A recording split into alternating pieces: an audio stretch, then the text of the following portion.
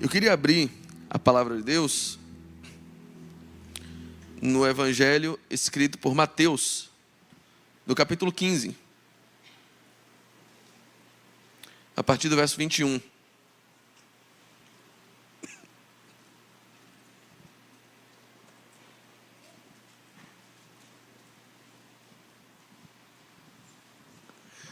Mateus capítulo 15, do verso 21 em diante. Eu queria ler com vocês o que é uma das passagens mais inquietantes do Novo Testamento e mais perturbadoras de todo o ministério de Jesus aqui na terra. Mateus 15, 21, diz assim: Saindo daquele lugar, Jesus retirou-se para a região de Tiro e de Sidom. Uma mulher cananeia, natural dali, veio a ele gritando: Senhor, filho de Davi, tenha misericórdia de mim. Minha filha está endemoniada e sofrendo muito. Jesus não lhe respondeu palavra. Então seus discípulos se aproximaram dele e pediram: manda-a embora, pois vem gritando atrás de nós. Ele respondeu: eu não fui enviado, senão as ovelhas perdidas da casa de Israel. A mulher veio, adorou-o de joelhos e disse: Senhor, ajuda-me. Ele respondeu: não é lícito tirar o pão dos filhos e lançá-lo aos cachorrinhos. Disse ela, porém: sim, Senhor, mas os cachorrinhos comem das migalhas que caem da mesa dos seus donos. Jesus respondeu: mulher, grande é a sua fé, seja conforme você deseja. E naquele mesmo instante, a sua filha foi curada.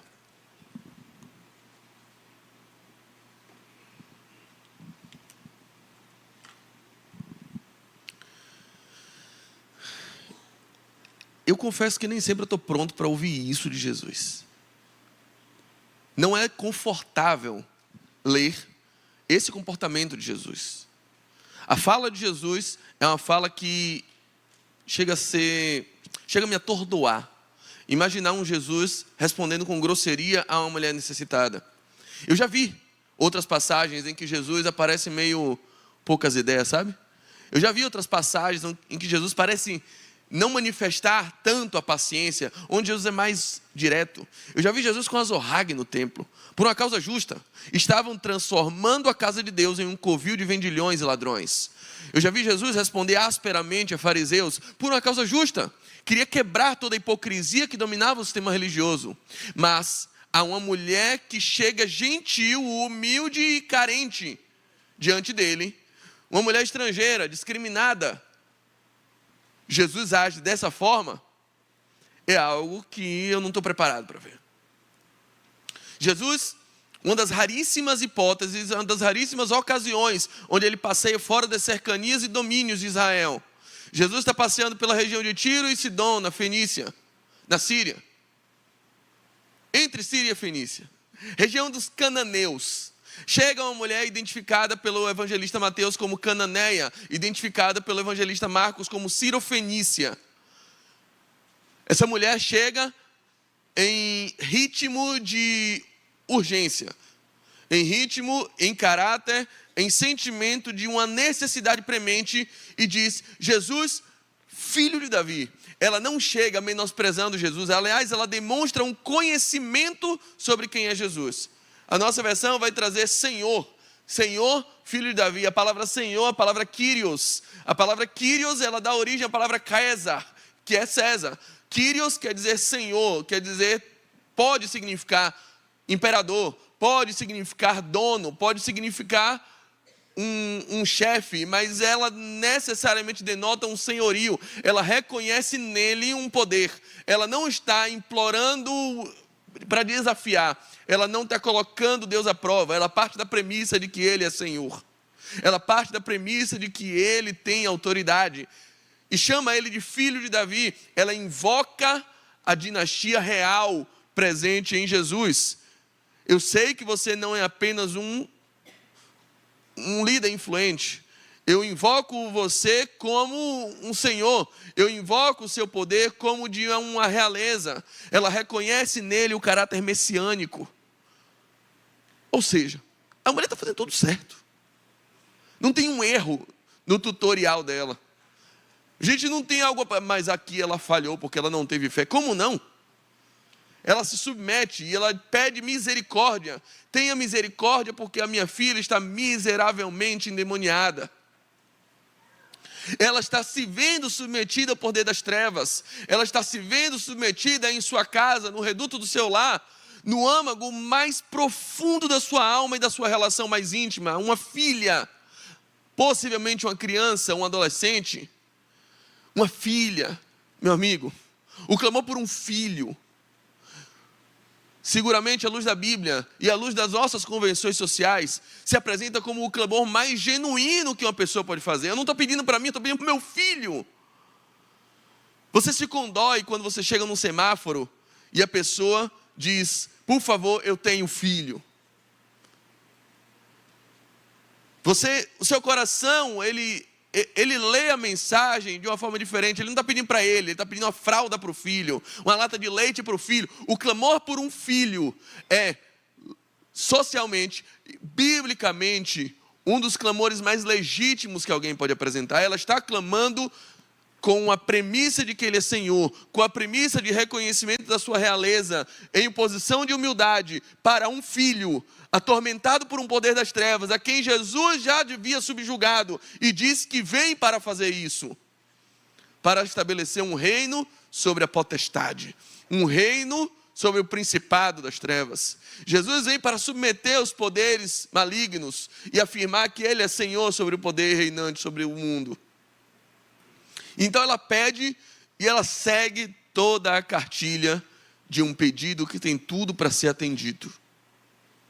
Só que simplesmente, a Bíblia diz, Jesus, porém, não respondeu palavra. E aí você, não, ele não ouviu direito.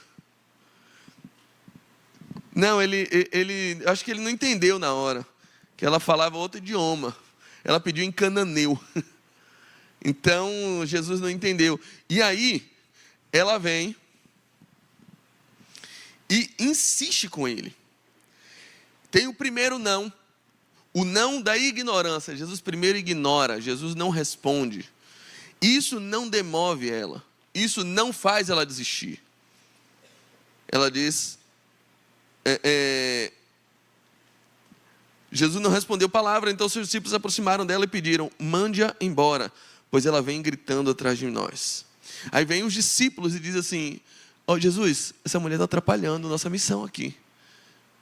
Ela está atrapalhando o culto, ela está atrapalhando a reunião, ela não é bem-vinda aqui. Jesus, faça alguma coisa. Aí Jesus agora não responde a ela, Jesus responde aos discípulos, mas indiretamente para ela ouvir. Jesus deixa bem claro um segundo não, e agora um segundo não de caráter étnico, excluindo ela de um campo limitado de bênçãos que se restringe a Israel. Jesus, sem dirigi-la a palavra, olha para os discípulos e diz assim, eu não vim, segundo não, eu não vim, senão para as ovelhas perdidas da casa de Israel. Fiquem tranquilos. Não precisa me avisar o óbvio, discípulos. Eu teria ido embora no primeiro não. Aí, a gente fica na expectativa de pensar no que essa mulher estrangeira vai dizer para Jesus agora diante do segundo não. Um não absolutamente grosseiro. Se o primeiro já foi grosseiro, se já foi, à luz das nossas convenções, uma atitude pouquíssimo cordial, uma atitude antiética de Jesus, não responder palavra, ao segundo não, dito diretamente para os discípulos, mas em referência a ela, é absolutamente ultrajante, é de envergonhar, é uma postura que minha mãe brigaria comigo se me visse fazendo, é uma postura não aprovada em qualquer convenção social. E a Bíblia diz que ao invés dela ir embora, verso 25, a mulher veio, porém, adorou-o de joelhos. Ela agora não apenas pede, ela o adora. Ela se prostra e diz, Senhor, me socorra. Senhor, me ajude. E aí Jesus, você está achando que está ruim? Aí vai piorar. Aí Jesus dá pá de cal. Jesus dá aquele mata-leão para finalizar, esperando os 3 tapinhas dela. Jesus coloca ela no chão e tripudia. Jesus olha para ela e diz assim, não é lícito. Ó, o terceiro não. E o terceiro não, sabe assim, o não eu já tenho, vou correr atrás da humilhação. Aí a humilhação chega, mas chega de forma retumbante. Não é lícito tirar o pão dos filhos e dar para os cachorrinhos. Você entendeu o que eu entendi? Do que Jesus está chamando ela? E aí que eu pergunto a vocês. Como você reage? Como você reagiria diante de um não de Deus? Qual é a sua reação? Qual é a sua postura quando Jesus olha para você e categoricamente te diz não? Não. Como você reage quando você sente que Deus está lhe negando algo que você considera absolutamente legítimo? Como você reage quando Deus tem planos diferentes dos seus? Como você reage quando você sente que Deus tem poder para fazer, mas Ele simplesmente não faz? Qual é a percepção do seu coração acerca de quem é Deus? Qual é a sua atitude imediata quando você sente que Deus aparentemente está contra você? Eu já senti isso muitas vezes. Não foram poucas as vezes que eu já me senti absolutamente constrangido e frustrado por um não, por uma negativa de Deus, por uma resposta de Deus que me foi insatisfatória. Esse é o sentimento humano. E obviamente tem uma explicação para isso, mas a nossa captação imediata é uma frustração que dentro do nosso coração essa figura absolutamente legítima. Como compreender quando Jesus te diz não? Como absorver no âmago da nossa alma? Como sobreviver à nossa teologia? Como a nossa fé e a nossa crença de que Deus é bom pode subsistir quando Deus olha para a gente e diz assim, não. Hoje é não, Binha. Quando Ele simplesmente, você sabe que Ele pode, mas Ele não faz. Quando só dependia dEle, sabe? Você fez sua parte. Você até inventa um versículo, faz a tua parte que eu te ajudarei. Não tem isso na Bíblia, mas você crê que tem. Eu vou dizer, como diz a tua palavra, faz a tua parte que eu te ajudarei, eu fiz a minha. Aí Deus não faz a dele. Quando isso acontece, qual é a reação imediata do teu coração? Qual é a reação depois de você passar um tempo em reflexão? Que decisão você costuma tomar? Quantas vezes você se afastou de Deus por conta de uma decepção com o próprio Deus? Quantas vezes você decidiu encerrar, abreviar, interromper, colocar um hiato na sua jornada de fé por conta de uma decepção relativa a uma expectativa frustrada com Deus? Por conta de um não dele. Algo que você esperava. Aquele dia que você coloca todas as fichas e aposta num projeto, mas o que você recebe é um 8-0.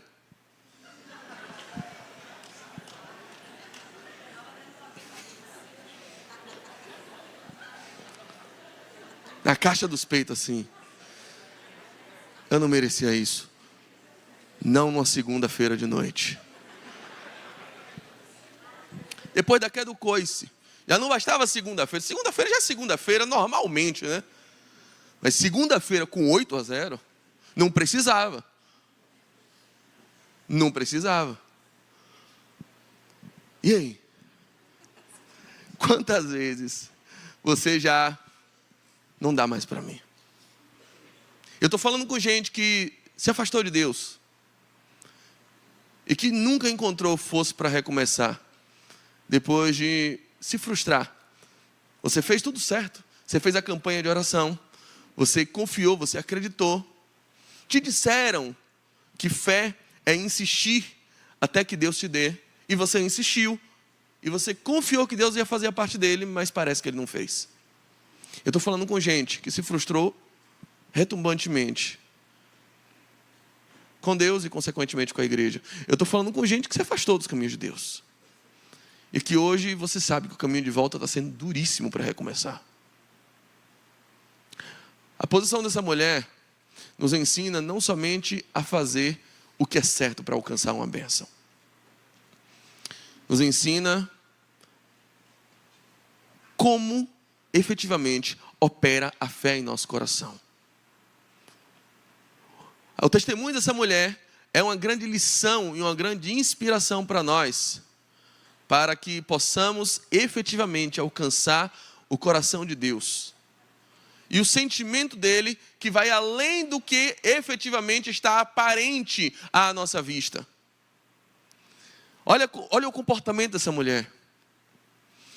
Essa mulher vai a Jesus, e eu falei da posição dela, da postura dela, da premissa dela. Ele é Senhor, Ele é Filho de Davi, Ele reina sobre o poder das trevas, Ele suplanta o poder das trevas, Ele pode expulsar o demônio que está causando a doença na minha filha. Ele tem poder de cura, Ele tem poder, nele repousa a vida. Essa é a minha premissa, então eu vou a Ele. Mesmo sendo de uma nação estrangeira, eu creio que o poder dele não é geográfico, tampouco territorial. Creio que a jurisdição dele é além da jurisdição dos homens. Creio que o poder dele, que manifesta em Israel, também pode se manifestar na Síria. Ela vai com essa premissa, roga a ele. Primeiro, não manifesta a palavra, isso não a demove. Isso não retira dela o propósito, nem a vontade de ser abençoada por aquele Senhor. Ela não vai buscar outro poder, ela não vai recorrer a outra entidade, ela não vai recorrer a outro tipo de manifestação espiritual. Ela continua nele. Mesmo ele não respondendo, mesmo ele contrariando as expectativas imediatas dela. É aqui que eu vou continuar. Então ela continua. Jesus responde aos discípulos. Parece que ele fala com todo mundo, menos com você. Parece que todo mundo tem um testemunho para contar, menos você. Parece que a vida de todo mundo é muito boa, menos a sua. Como aquela história que eu contei já algumas vezes aqui, da jovem que me procurou e disse: pastor, eu não consigo mais viver. Porque eu olho para o Instagram de todo mundo da igreja, de todo mundo do meu trabalho, e eu vi que todo mundo é feliz. Eu olho para a rede social das pessoas e eu percebo que todo mundo é feliz.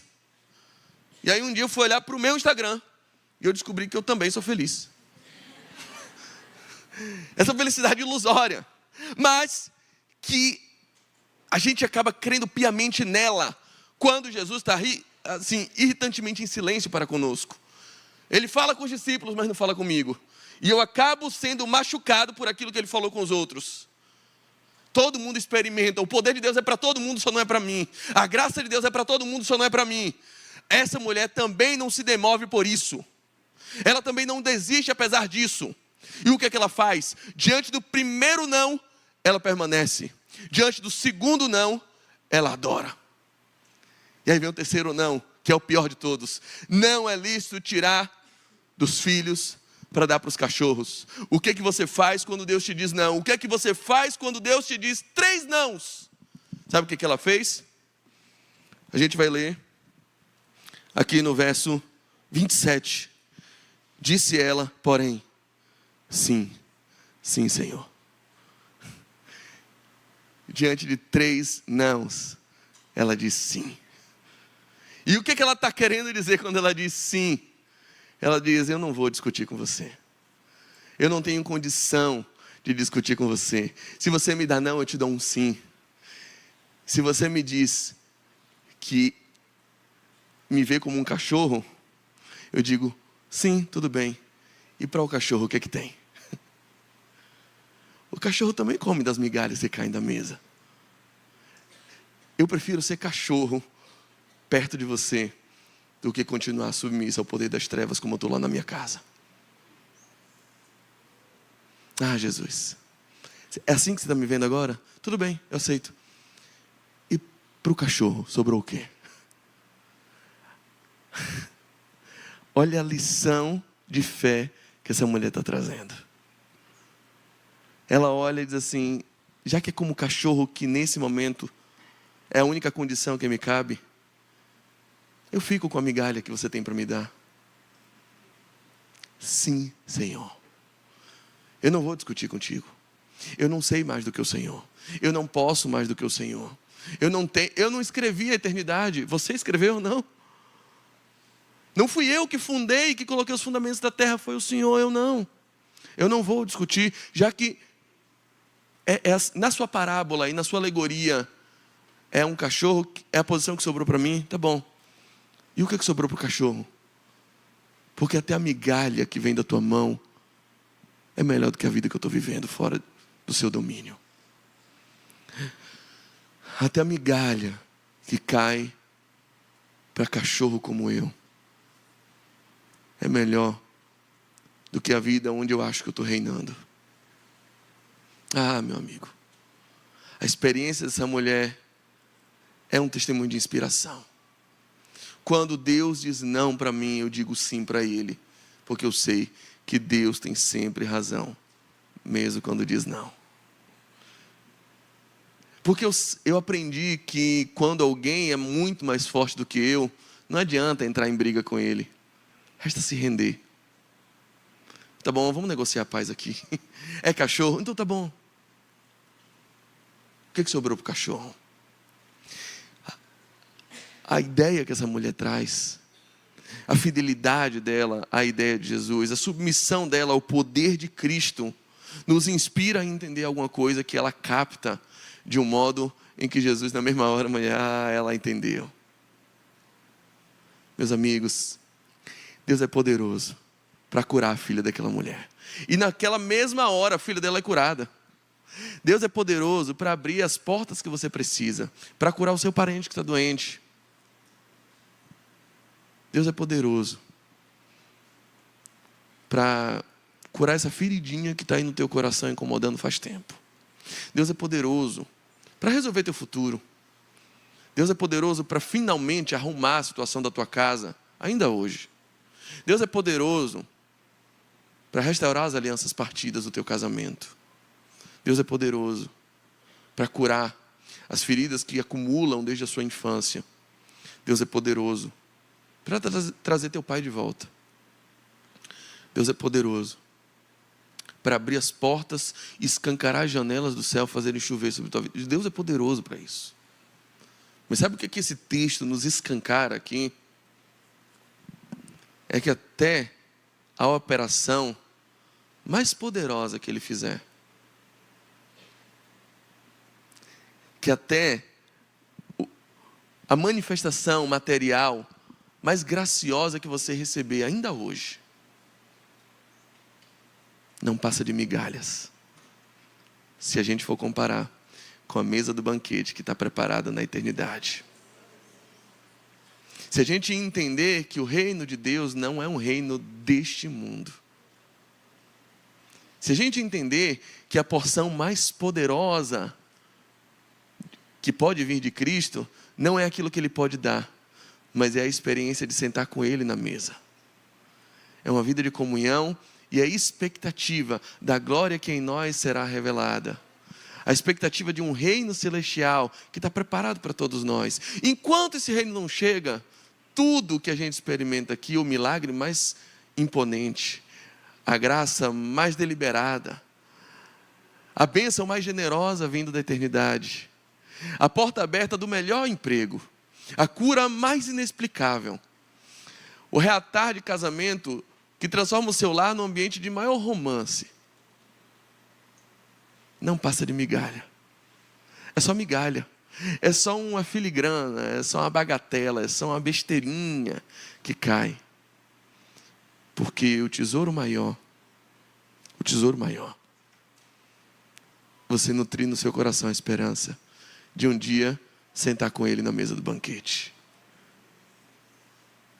O tesouro maior é saber que hoje, nesse mundo maculado pelo pecado, nesse mundo ferido por nossos erros, nesse mundo deturpado pelas nossas escolhas pecaminosas e errantes, a gente tem uma experiência no máximo, que é a experiência do cachorrinho. E eu não estou falando dos pets de hoje em dia, que tomam banho, vestem roupa, têm certidão de nascimento, RG, passaporte. Não estou falando que dorme na sua cama. Estou falando do pet do século I. Do cachorrinho domesticado assim, menino cachorro tamanco debaixo do banco, sabe? Do totó. Eu não estou falando do cachorro pateta que veste paletó e dirige carro igual o teu. Estou falando do cachorro Pluto que mora do lado de fora da casa, Era assim a experiência, era esse nível de comparação que a gente pode dar. E de fato, hoje, com as nossas emoções contaminadas, com o nosso corpo corruptível, o máximo que a gente pode ter de experiência é a experiência, de fato, de cachorrinho mesmo. Mas aquela mulher se agarra a isso e diz: eu prefiro ser um cachorrinho perto de Jesus, me alimentando das migalhas que vêm dele, do que achar que eu tenho algum poder, mas ainda submissa ao reino das trevas. Mas ainda submissa ao meu próprio querer, completamente viciado pelo pecado, completamente atormentado por princípios que me norteiam e me orientam a fazer as escolhas deletérias que têm acabado com a minha vida. A ficar sujeita a todo tipo de corrupção que tem acabado com o meu lar. A criar a minha filha debaixo de princípios que tem transformado ela em uma pessoa adoecida, em uma adolescente ansiosa, depressiva, totalmente dominada pelo poder maquiavélico das trevas. Eu prefiro ser cachorro na presença de Deus. Quando ela diz isso, a resposta de Jesus para ela, finalmente parece assim que Jesus sai do personagem. Jesus olha para ela e diz: ah, mulher, tipo, não era cachorro? Não, você não é cachorro não. Eu só queria você mais perto de mim. Eu só queria você tendo esse papo comigo. Grande é a tua fé. Aquela mulher poderia chegar em casa contando uma experiência, dizendo o seguinte: filha, hoje eu encontrei Jesus. Eu pedi assim, ó, cure minha filha. Ele curou. Você está bem? Tô, mãe. Ah, massa. Podia acabar aí a experiência. Mas ela chega em casa, diz: hoje eu conheci um homem diferente de tudo que eu já vi. Um homem que aparentemente fez jogo duro no início, me incentivou a não desistir, me ensinou um poder que ele mesmo havia colocado dentro de mim, que nem eu sabia que existia. E acredite, depois do primeiro não desisti, minha filha. Eu descobri que eu tenho um amor por você, que nem eu sabia que tinha. Aí depois ele me disse outro não, e mesmo assim eu não desisti, eu tive uma experiência, eu adorei. Eu fui lá, me ajoelhei diante dele. Depois ele me disse que eu sou como se fosse um cachorro. Mesmo assim eu disse: tá bom, sendo um cachorro, eu prefiro estar na tua presença igual um cachorro, do que ser um rei longe de você. Sabe o que aconteceu depois? Ele me abraçou, ele me chamou de mulher, eu entendi que não era cachorro coisa nenhuma, e que ele fez tudo aquilo só para me ter mais perto dele. Ele não só me deu uma cura na minha casa, ele me mostrou o tamanho da fé que ele colocou no meu coração. Ele me fez entender preciosidade do reino dele. Ele me fez entender que existe uma mesa de banquete preparada, que existe um outro nível de conhecimento da sua glória, que existe um outro nível de bênção que eu ainda não experimentei. Talvez eu não experimente nessa vida, mas desde agora eu já estou desejando ela. Ele me fez entender que até as bênçãos mais poderosas que Ele opere para mim, que Ele abra portas grandiosas nessa vida, nesse tempo, nessa presente era, são só migalhas. Imagina o que tem lá. Imagina o que Ele tem a mais para me oferecer. Ah, minha filha, eu não estou só agradecendo. Eu não estou só grata por Ele ter te curado. Desde agora, eu passarei o resto da minha vida desejando um dia sentar nessa mesa. Desejando um dia provar do pão inteiro e da companhia dele.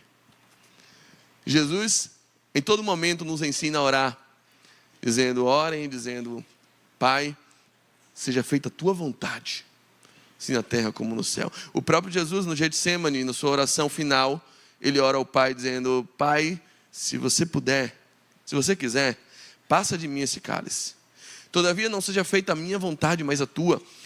O modelo de oração que Jesus nos ensina é: negue sua vontade e peça para que a vontade de Deus se realize, não a sua. Uma única vez, Jesus diz para um homem, para uma mulher, para um ser humano, diz assim: seja feita a tua vontade. Isso ele fala sempre para Deus.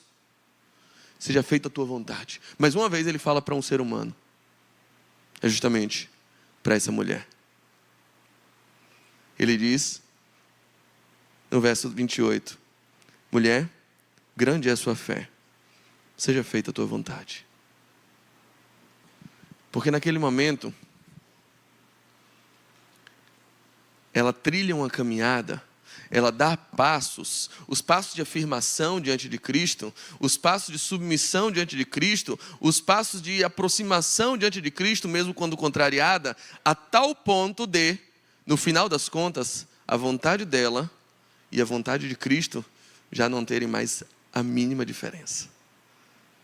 Jesus, olha, no seu coração tem uma vontade tão grande de ser abençoada, no meu coração tem uma vontade tão grande de te abençoar, que a minha vontade e a sua vontade já não tem diferença nenhuma. Você chegou perto do meu coração. Eu não estou aqui apenas para lhe dar uma cura, eu estou para lhe dar o meu coração, para fazer você desejar o que eu desejo, você amar o que eu amo, você odiar o que eu odeio. Então fica tranquila, seja feita a tua vontade, porque a tua vontade também é a minha.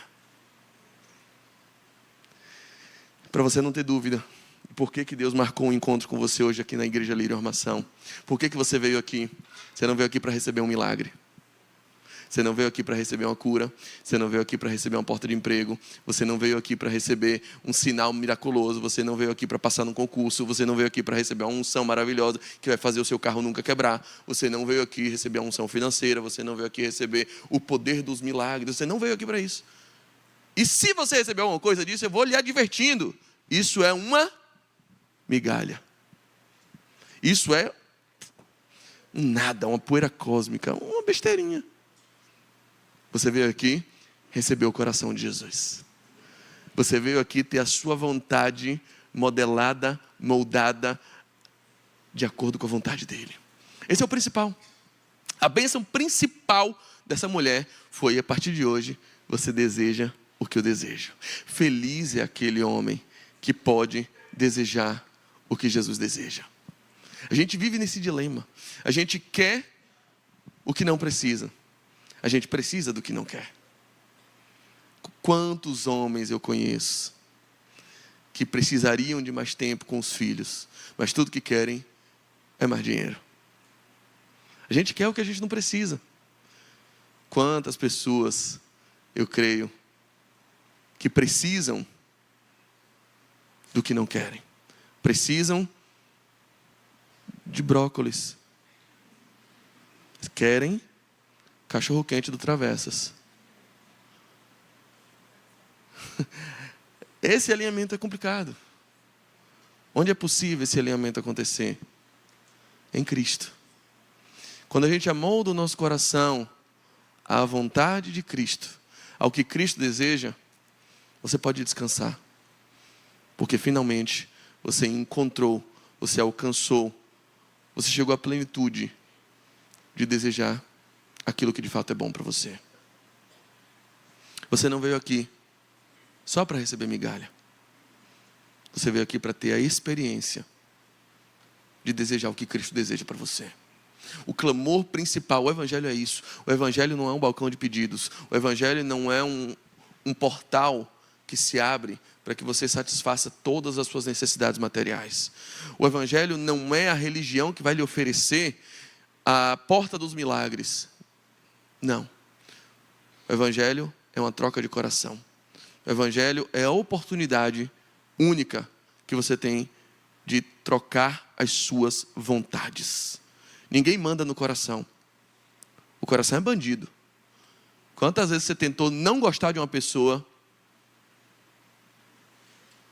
mas tocava aquela música e não aguento. Tairone Cigano de novo. Essa me pega. Não aguenta. O coração é bandido. Quantas vezes você tentou gostar de uma pessoa, não desce, né? Querida, não vai. Não manda no coração.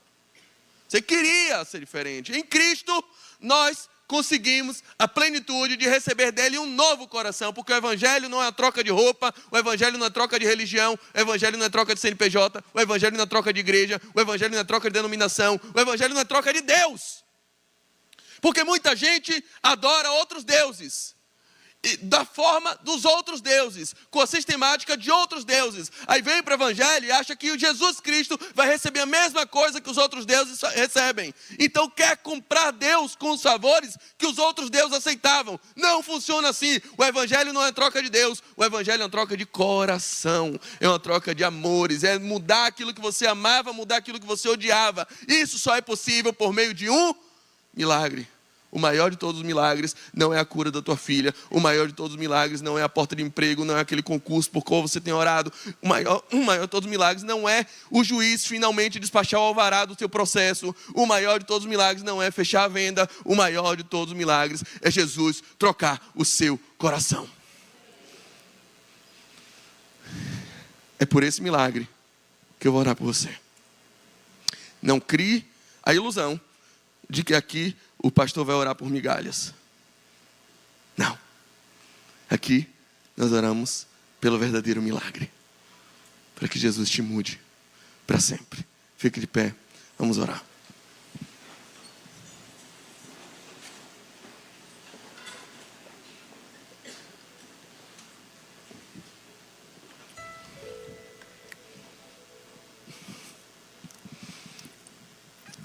No meio de tantas vontades distorcidas que permeiam nosso coração, que atormentam nossa alma, vontade de meter o louco, vontade de jogar tudo para cima, vontade de desistir, vontade de fugir. Jesus não vai atender sua vontade sem antes trocar sua vontade. Sem antes um processo de aproximação com Ele.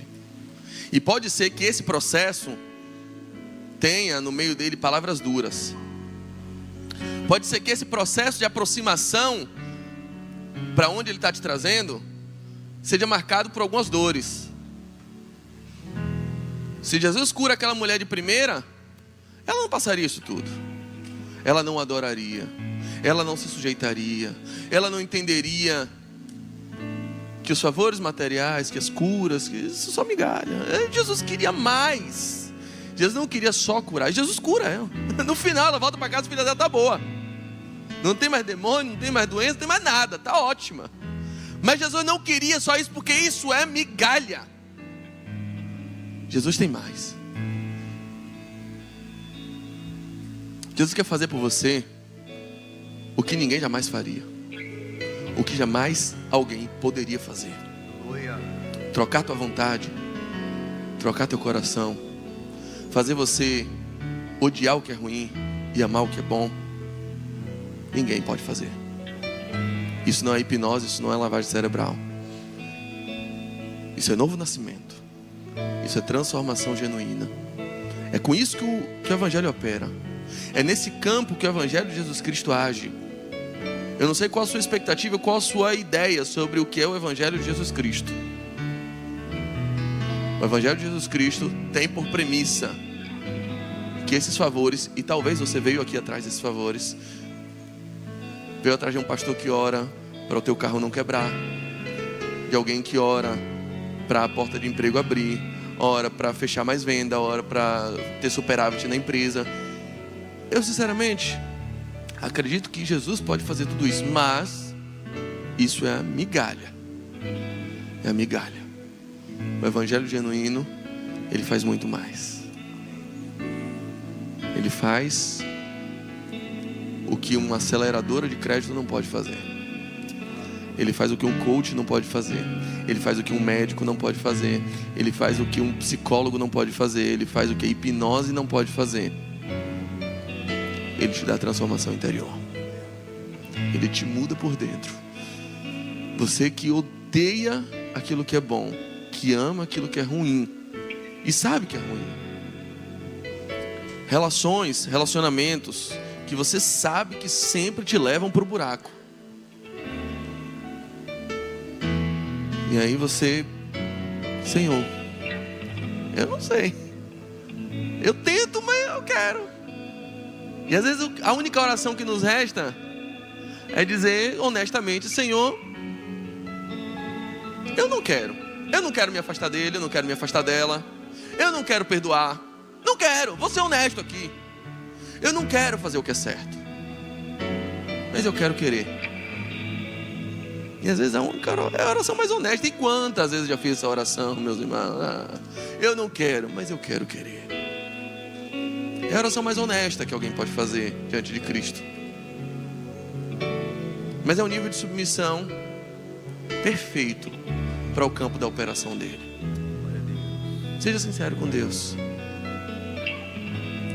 Se você veio atrás de outra coisa, eu lhe digo, isso é só migalha, tá? Ele pode fazer, mas eu não estou aqui prometendo não. A real promessa do Evangelho é receber de Deus um novo coração. É ser curado no seu interior para desejar o que Ele deseja, para odiar o que Ele odeia. E aí sim, no final do culto, você poder ouvir de Jesus: grande a tua fé, seja feita a tua vontade. Feche seus olhos e ore ao Senhor.